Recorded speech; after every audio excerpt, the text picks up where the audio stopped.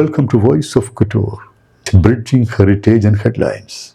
വത്സ സൗമിത്രേ കുമാര നീ കേൾക്കണം മത്സരാദ്യം വെടിഞ്ഞെന്നുടെ വാക്കുകൾ.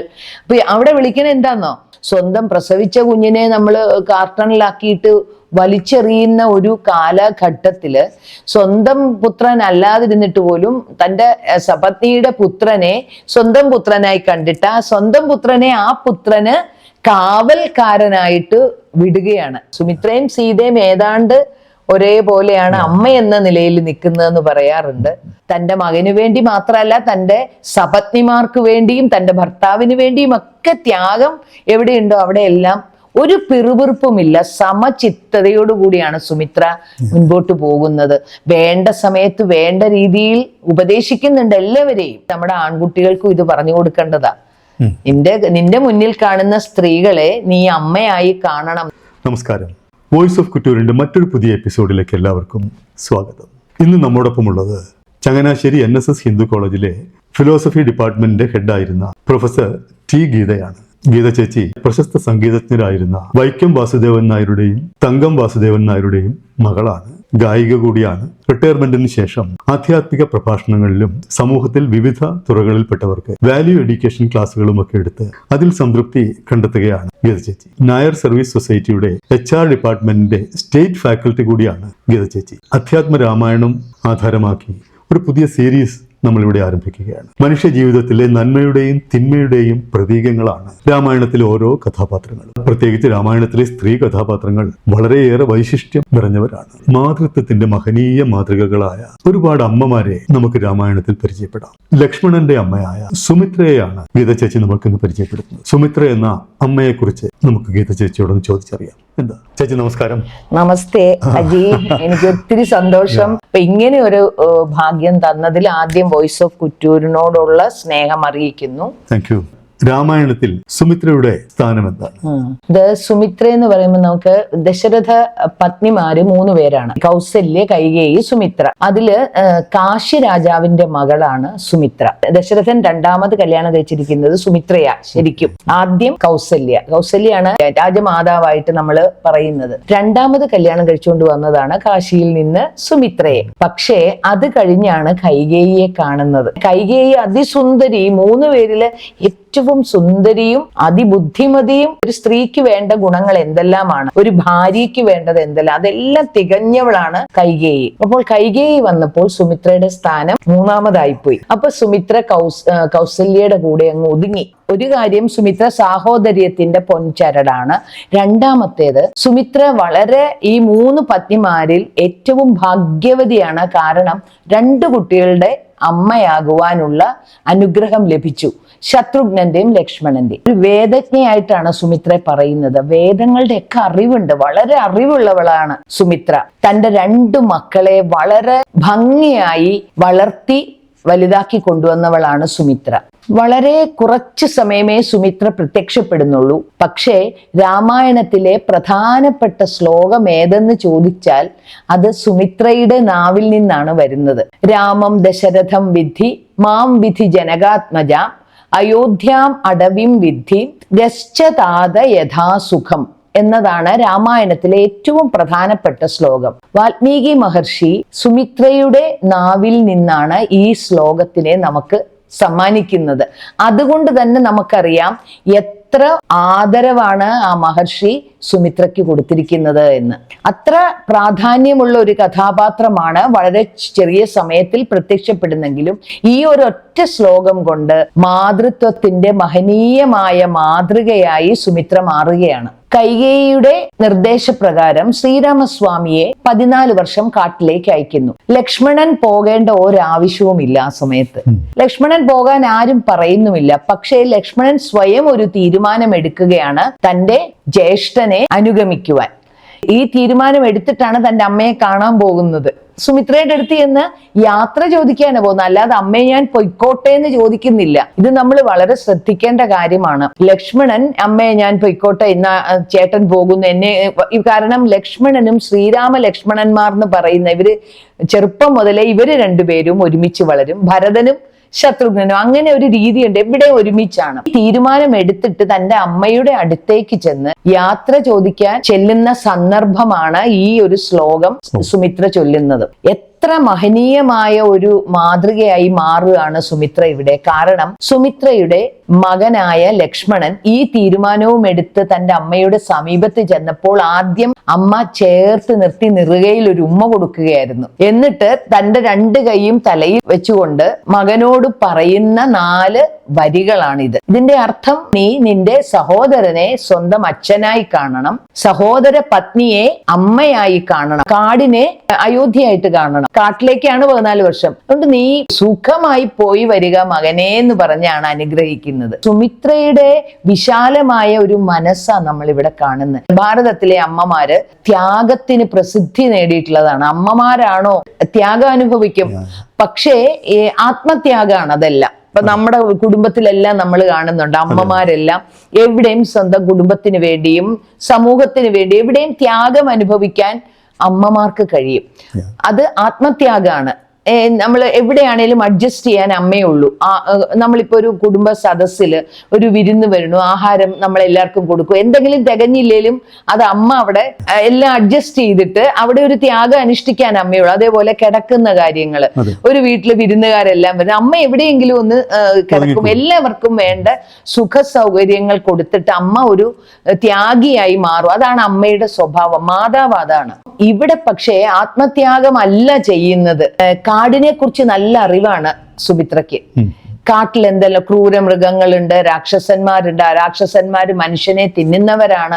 ഇതെല്ലാം അറിഞ്ഞുകൊണ്ടാണ് തന്റെ പുത്രനെ ശ്രീരാമസ്വാമിയുടെ കൂടെ വിടുന്നത്. അനുവാദം കൊടുക്കുക മാത്രമല്ല, അനുമോദിക്കുന്നുണ്ട്. അപ്പോൾ ഇവിടെ പുത്രത്യാഗത്തിന് സുമിത്ര തയ്യാറാകുക. സുമിത്രയായിട്ട് നമുക്ക് കമ്പയർ ചെയ്യാൻ പറ്റുന്ന കുന്തിയേ ഉള്ളൂ. മഹാഭാരതത്തിലെ കുന്തിയെയും സുമിത്രയെയും നമുക്ക് ഒരു ചരടിൽ കോർക്കാവുന്നവരാണ് അമ്മ എന്ന നിലയിൽ. അപ്പൊ ഇവിടെ ഈ പുത്രത്യാഗം ചെയ്യാൻ സന്നദ്ധത കാണിക്കുക, സർവസ്വത്യാഗം, ത്യാഗം തന്നെ ഭോഗം എന്ന് തെളിയിക്കുക. സുമിത്ര സന്തോഷം തരുന്നത് ത്യാഗമാണ് എന്ന് തെളിയിക്കുക. കാരണം ഇതിപ്പോ എനിക്കും പറയണമെങ്കിൽ ഞാൻ അങ്ങനെ പ്രവർത്തിക്കുന്നവളായിരിക്കണം. നമ്മളെല്ലാം ഒരു കാര്യം പറയുമ്പോൾ നമ്മൾ അത് പ്രാവർത്തികമാക്കുന്നവരാകണം. സുമിത്രയ്ക്ക് ഇത് പറയാൻ അർഹതയുണ്ട് 100%. കാരണം സുമിത്ര എല്ലാം ത്യജിക്കുന്നവളാണ്. തന്റെ മകന് വേണ്ടി മാത്രമല്ല, തന്റെ സപത്നിമാർക്ക് വേണ്ടിയും തന്റെ ഭർത്താവിന് വേണ്ടിയും ഒക്കെ ത്യാഗം എവിടെയുണ്ടോ അവിടെയെല്ലാം ഒരു പിറുപിറുപ്പുമില്ല. സമചിത്തതയോടുകൂടിയാണ് സുമിത്ര മുൻപോട്ട് പോകുന്നത്. വേണ്ട സമയത്ത് വേണ്ട രീതിയിൽ ഉപദേശിക്കുന്നുണ്ട് എല്ലാവരെയും. മകൻ പോകുമ്പോൾ മകനെ അടുത്ത് വിളിച്ചു വരുത്തിയിട്ട് കുലധർമ്മം പറഞ്ഞു കൊടുക്കുന്നുണ്ട്. കുലധർമ്മത്തിൽ ഉൾപ്പെടുന്നതാണ് ദാനം, ദീക്ഷ, കൂടാതെ വീരമൃത്യു. ഇവരുടെ കുലത്തിൽ വരുന്നതാണ് ഇതെല്ലാം. ദാനം ചെയ്യണം, നീ ദീക്ഷ ചെയ്യണം, നിന്റെ സഹോദരനും സഹോദര പത്നിക്കും ഒരു അപകടം വന്നാൽ നീ ആദ്യം മുൻപിലേക്ക് പോകണമെന്ന് പറയുവാനുള്ള ആർജവം കാണിച്ചവളാണ് സുമിത്ര. അതാണ് ഈ വീരമൃത്യു വരിക്കാൻ പോലും മകനോട് പറയുന്നുണ്ട്. വാൽമീകി രാമായണത്തിലുണ്ട്. ഇത്രയും ത്യാഗം എന്തുകൊണ്ടെന്നൊരു ചോദ്യം വരുന്നുണ്ടല്ലോ. സ്വന്തം മകനെ പോലും ത്യജിക്കുവാൻ തയ്യാറായത് എന്തുകൊണ്ടെന്നുള്ളതിന് ശ്രീരാമസ്വാമിയോടുള്ള സ്നേഹമാണ്. സുമിത്രയ്ക്ക് വളരെ സ്നേഹമാണ് ശ്രീരാമസ്വാമിയെ. സ്വന്തം മകനല്ല എങ്കിൽ പോലും കൗസല്യാദേവിയുടെ മകനെ സ്വന്തം പുത്രനെ കാട്ടിൽ സ്നേഹിക്കുന്നവളാണ്. മാതാക്കൾ ശ്രദ്ധിക്കേണ്ടതാണ്. സ്വന്തം പ്രസവിച്ച കുഞ്ഞിനെ നമ്മൾ കാർട്ടണിലാക്കിയിട്ട് വലിച്ചെറിയുന്ന ഒരു കാലഘട്ടത്തില് സ്വന്തം പുത്രൻ അല്ലാതിരുന്നിട്ട് പോലും തന്റെ സപത്നിയുടെ പുത്രനെ സ്വന്തം പുത്രനായി കണ്ടിട്ട് ആ സ്വന്തം പുത്രനെ ആ പുത്രന് കാവൽക്കാരനായിട്ട് വിടുകയാണ്. രാമനെ അച്ഛനായി കാണണം. അവിടെ അതുണ്ട്. അച്ഛൻ പറഞ്ഞ അച്ഛൻ എന്തൊക്കെയാണ് പറയുന്നത്? ദശരഥൻ എന്ന് പറഞ്ഞ സത്യത്തിന്റെ പാതയിൽ നിന്ന് ഒട്ടും മാറാത്ത ആളാണ്. അപ്പൊ അച്ഛൻ എന്ത് പറയുന്നു നീ അനുസരിക്കുന്ന പോലെ നിന്റെ ജ്യേഷ്ഠനെ നീ കരുതണം. കൂടാതെ ഈ 2ാമത്തെ വരിയാണ് ഏറ്റവും പ്രാധാന്യം. ജനകന്റെ പുത്രിയായ സീതയെ നീയെ നിന്റെ ചേട്ടത്തിയമ്മയെ നീയെ നിന്റെ അമ്മയായി കാണണം. അത് ഈ കാലഘട്ടത്തിൽ നമ്മൾ എല്ലാവരും പറയും നിസാരമാ. നല്ല അതൊക്കെ എത്ര വർഷങ്ങൾക്ക് മുൻപ് ഇത് എഴുതി നമുക്ക് തന്ന, ദീർഘവീക്ഷണത്തോടുകൂടി നമുക്ക് തന്ന മുനിമാരെ മനസ്സുകൊണ്ട് നമസ്കരിക്കാതെ നമ്മൾ എങ്ങനെയാണ് ഇത് ഈ കാലഘട്ടത്തിലെ സ്വന്തം ചേടത്തിയമ്മ നീ അമ്മയായി കാണണം, തന്റെ മകൻ ഒരു തെറ്റും വരരുത് ഈ യാത്രയിൽ എന്ന് പരോക്ഷമായി പറഞ്ഞു കൊടുത്ത ഒരു മാതാവാണ് സുമിത്ര. അത് നമ്മൾ പറയാതിരിക്കാൻ വയ്യ. ഇന്നത്തെ ലോകത്ത് നടക്കുന്നതല്ലേ. ഇന്നിപ്പം സ്വന്തം അമ്മയെ പോലും മോശമായി പെരുമാറണം. അവര് പറയാ തലേണയുടെ അടിയിൽ കത്തിയും വെച്ച് കിടന്നുറങ്ങണ അമ്മമാരുണ്ട്, മകൻ മദ്യവും കഴിച്ച്. ഒന്ന് ആലോചിച്ച് നോക്കുക. അപ്പോഴാണ് നമ്മുടെ എത്രമാത്രം നമ്മുടെ ഇതിഹാസ പുരാണങ്ങൾ നമ്മളിലേക്ക് എത്തുന്നു എന്നുള്ളതാണ്. ഇതൊക്കെ പഴഞ്ചെന്നും പറഞ്ഞ് നമ്മൾ വിടുന്നത് വളരെ സങ്കടം വരുന്ന കാര്യമാണ്. ഇതിനെയൊക്കെ നമ്മൾ കൂടുതൽ ആൾക്കാരിലേക്ക് പകരണ്ട. ലക്ഷ്മണൻ ഒരു വിവേകമില്ലാതെ പെരുമാറുന്ന സമയങ്ങളുണ്ട്. 2-3 സന്ദർഭങ്ങളിൽ ഒക്കെ ശ്രീരാമൻ വിളിക്കുന്നത് വത്സ സൗമിത്രേ എന്നാ വിളിക്കുന്നത്. എന്ന് വെച്ചാൽ അച്ഛൻ കാട്ടിപ്പോകാൻ പറയുമ്പോ പറയും, ഈ അച്ഛനെ നമുക്ക് വേണേ ജയിലിൽ അടയ്ക്കാം, വയസ്സനാണ്, അദ്ദേഹത്തിന് ബോധമൊന്നുമില്ല, അദ്ദേഹത്തിനെ നമുക്ക് ജയിലിൽ അടച്ചിട്ട് ചേട്ടൻ രാജാവാകാനൊക്കെ പറയുന്നുണ്ട് ലക്ഷ്മണൻ. ദേഷ്യം വന്ന് രാജാവാകുന്ന ആ അഭിഷേകം മുടങ്ങുമ്പം വളരെ ദേഷ്യത്തിലാണ് ലക്ഷ്മണൻ, കാട്ടിലൊക്കെ പോണേന് മുൻപ്. അപ്പോഴ് ശ്രീരാമസ്വാമി അടുത്ത് ചെന്ന് ചേർത്ത് നിർത്തിയിട്ട്, വത്സ സൗമിത്രേ കുമാര നീ കേൾക്കണം മത്സരാദ്യം വെടിഞ്ഞെന്നുടേ വാക്കുകൾ. അപ്പൊ അവിടെ വിളിക്കണ എന്താന്നോ, എന്നാ വത്സ ലക്ഷ്മണാന്ന് വിളിക്കുന്നില്ല. കാരണം എന്താ, നീ സുമിത്രയുടെ മകനാ, നീ ഇങ്ങനെ പെരുമാറാൻ പാടില്ല. അതാണ് അതിന്റെ. അപ്പൊ സുമിത്ര എന്നുള്ള അമ്മയുടെ ഇത് തന്നെയാണ് അർജുനനെ കൗന്ദയാന്ന് വിളിക്കുന്നുണ്ട് പലയിടത്തും കൃഷ്ണൻ മഹാഭാരതത്തിൽ. നീ കുന്തിയുടെ മകനാ, നീ ഇങ്ങനത്തെ ചാബല്യം കാട്ടാൻ പാടില്ല എന്ന് ഭഗവത്ഗീതയിൽ നമുക്ക് വായിക്കുമ്പോൾ ചിലയിടത്ത് കൗന്ദയ, അല്ലാതെയും കൗന്ദയാന്ന് വിളിക്കുന്നുണ്ട്. സുമിത്ര എന്ന മാതാവിനെ നമുക്ക് ഏറ്റവും ഉന്നതമായ ശ്രേണിയിൽ കൗസല്യയും കൈകേയും അത്രയ്ക്ക് നമുക്ക് വലിയതായിട്ട് നമുക്ക് ഒരു ഇത് തോന്നും. ഈ സുമിത്രയെ നോക്കുമ്പോൾ കൗസല്യയ്ക്ക് ആകെപ്പാടെയുള്ള പ്രാർത്ഥനയേ ഉള്ളൂ, കൈകേയി തന്റെ മകനെ മനസ്സിലാക്കാത്ത ഒരു അമ്മ എന്നുള്ള നിലയിൽ. പക്ഷേ സുമിത്രയ്ക്ക് ഇത് രണ്ടിനും ഉണ്ട്.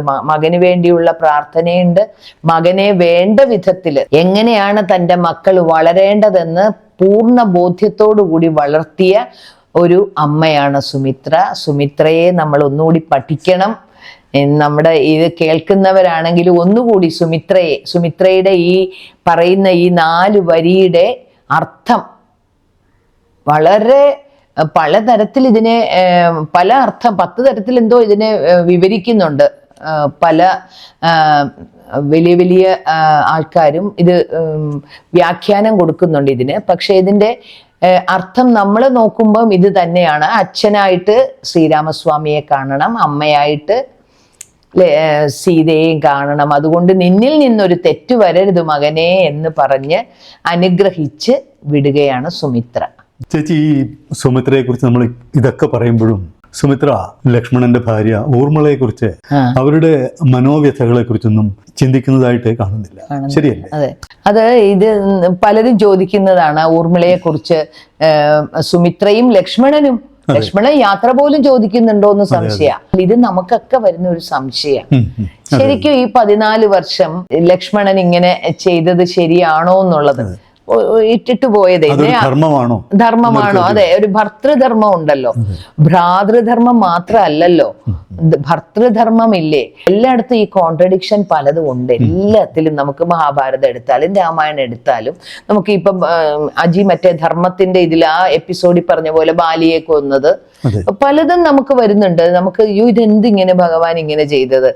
പക്ഷേ അതിൻ്റെയൊക്കെ ഇതില് രാമായണം എന്ന് പറഞ്ഞാൽ നമ്മുടെ ജനമോചനമാണ് രാമായണത്തിന്റെ ലക്ഷ്യമായിട്ട് പറയണത്. നമ്മുടെ മനസ്സിലെ ദുഃഖങ്ങളെയും സംശയങ്ങളെയും മോചിപ്പിക്കുകയാണ്. അപ്പൊ പലതരത്തിൽ അതാണ് അവസാനം എല്ലാം വാൽമീകി മഹർഷി നമുക്ക് എല്ലാം പറഞ്ഞു തന്ന്, കുട്ടികളെ കൊണ്ടാണെങ്കിലും അത് ഉത്തരരാമായണത്തിലാണ്, പാട്ടുകളിലൂടെ ആ സീതയുടെ സത്യസന്ധതയും എല്ലാ കാര്യവും നമ്മളെ പറഞ്ഞ് മനസ്സിലാക്കിക്കുന്നുണ്ട് വാൽമീകി മഹർഷി. അത് നമ്മൾ സാധാരണ ഉത്തരരാമായണം അധികം വായിക്കില്ലല്ലോ, ദുഃഖമാണെന്ന് പറഞ്ഞു. അപ്പൊ അതിലൂടെ നമുക്ക് ജനമോചനമാണ് അദ്ദേഹം ഉദ്ദേശിക്കുന്നത്.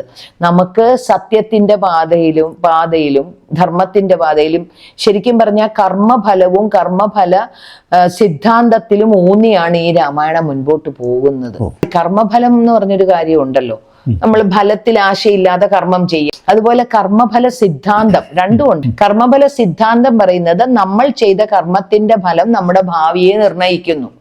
അപ്പൊ ഇത് രണ്ടുമാണ്. അപ്പൊ ഇത് നമുക്ക് സീതയുടെയും ശ്രീരാമന്റെയും ലക്ഷ്മണന്റെയും ഒക്കെ ജീവിതത്തിൽ നമുക്കിത് കാണാം. നമ്മൾ കർമ്മം ചെയ്യുമ്പോൾ ഫലം ആശിക്കരുത് എന്ന് പറയുമ്പോൾ ഇതിനൊരു പ്രമാണം എന്ന് പറയുന്നത് ധർമ്മമാണ്. അതാണ് അത് നമ്മൾ മറന്നു പോകുന്നു. ധർമ്മമാണ് ഇതിന്റെ പ്രമാണം വെച്ചാൽ മീൻസ് ഓഫ് നോളജ്, ഇതിന്റെ അറിവിനുള്ള മാർഗം എന്താണ്, ഇതൊക്കെ അത് ധർമ്മമാണ്. ഇപ്പം ഞാൻ ഒരു കർമ്മം ചെയ്യുന്നു, ആ കർമ്മം ചെയ്യുന്നതിന് ഒരു പ്രമാണമുണ്ട്. ഇപ്പൊ എൻ്റെ ഒരു ഭാര്യ എന്ന നിലയിൽ എൻ്റെ കർമ്മം, ഒരു അധ്യാപിക എന്ന നിലയിൽ ഞാൻ എന്ത് ചെയ്യണം, ഒരു അമ്മ എന്ന നിലയിൽ. അപ്പൊ നമ്മളിപ്പം ഒരു 24 മണിക്കൂർ നമ്മൾ ഏതൊക്കെ വേഷങ്ങളാ കെട്ടുന്നത്, ഷേക്സ്പിയർ പറയുന്ന പോലെ. ഈ വേഷങ്ങളിലൊക്കെ നമുക്കൊരു ധർമ്മമുണ്ട്. ആ ധർമ്മം നമ്മൾ പാലിക്കപ്പെടുന്നു. അപ്പൊ എവിടെയാണോ നമ്മൾ, അവിടെ നമ്മൾ പാലിക്കപ്പെടേണ്ട കർമ്മമാണ് ധർമ്മം.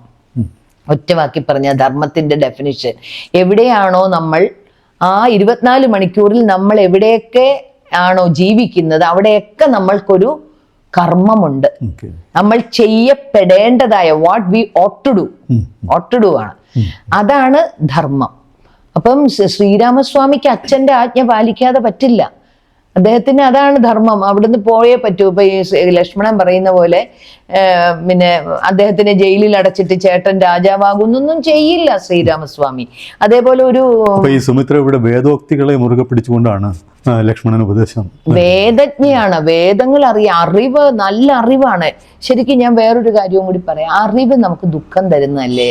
അറിവുകൾ എന്നും ദുഃഖാ തരുന്നത്. ഇപ്പൊ ഒരു ഉദാഹരണം ഞാൻ പറയാം. നമ്മുടെ കോളേജിലെ കുട്ടികൾ പലരും ഗൾഫിൽ പോയി ജോലി ചെയ്തിട്ട് അവരവിടെ ചിലപ്പോൾ നമുക്കൊരു ഫോൺ വിളിക്കുകയോ എഴുത്തയക്കുകയോ ചെയ്തിട്ടുണ്ട്. ടീച്ചറെ, ഇവിടുത്തെ ജീവിതം ദുസ്സഹമാണ്, ടെന്റിലാണ് ഞങ്ങൾ താമസിക്കുന്നത്, വളരെ ബുദ്ധിമുട്ടാ ടീച്ചറെ, പിന്നെ എന്ത് ചെയ്യും, വീട്ടിലെ പ്രാരാബ്ധം ഓർത്ത് ഞങ്ങൾ ഇവിടെ. പക്ഷെ ഞങ്ങൾ അമ്മയെ അറിയിച്ചിട്ടേ ഇല്ല ഇത്. അപ്പൊ ഈ അമ്മമാരും നമ്മളോട് പറയും, മകൻ അവിടെ പോയിട്ടോ, മിഠായി അയച്ചു കിട്ടോ. അപ്പൊ ഇവർക്ക് ഇതൊന്നും അറിവില്ല. അപ്പൊ അറിവ് വരുമ്പോ നമുക്ക് ഈ അറിവ് തന്നെ ഒരു അമ്മയ്ക്ക് എന്ത് ദുഃഖമായിരിക്കും. പക്ഷെ ഇവിടെ സുമിത്രയ്ക്ക് കാടിനെ കുറിച്ച് നല്ല അറിവാ. കാട്ടിൽ എന്തെല്ലാം ഉണ്ടെന്ന് സുമിത്രയ്ക്ക് അറിയാം. പക്ഷെ ആ അറിവ് അറിഞ്ഞുകൊണ്ട് തന്നെ തന്റെ മകനെ ത്യജിക്കുന്നവളാണ് സുമിത്ര. ഇത് കഴിഞ്ഞ് പിന്നെ ഇവര് കാട്ടിലേക്ക് പോയി കഴിയുമ്പം ഈ ദശരഥൻ പറയും, എന്നെ കൗസല്യയുടെ കൊട്ടാരത്തിലേക്ക് കൊണ്ടുചെല്ലാൻ പറയും. കൗസല്യയുടെ കൊട്ടാരത്തിലാണ് സുമിത്ര. അവിടേക്ക് കൊണ്ടുവന്നിട്ട് ദശരഥനെ കൗസല്യ കുറ്റപ്പെടുത്തും. ദശരഥൻ ഇങ്ങനെ തമ്മി മകൻ പോയ ദുഃഖം. അപ്പൊ ഈ സുമിത്ര അവിടെയൊക്കെ സമചിത്തതയോടുകൂടി ഒരു രാജാവാണ്.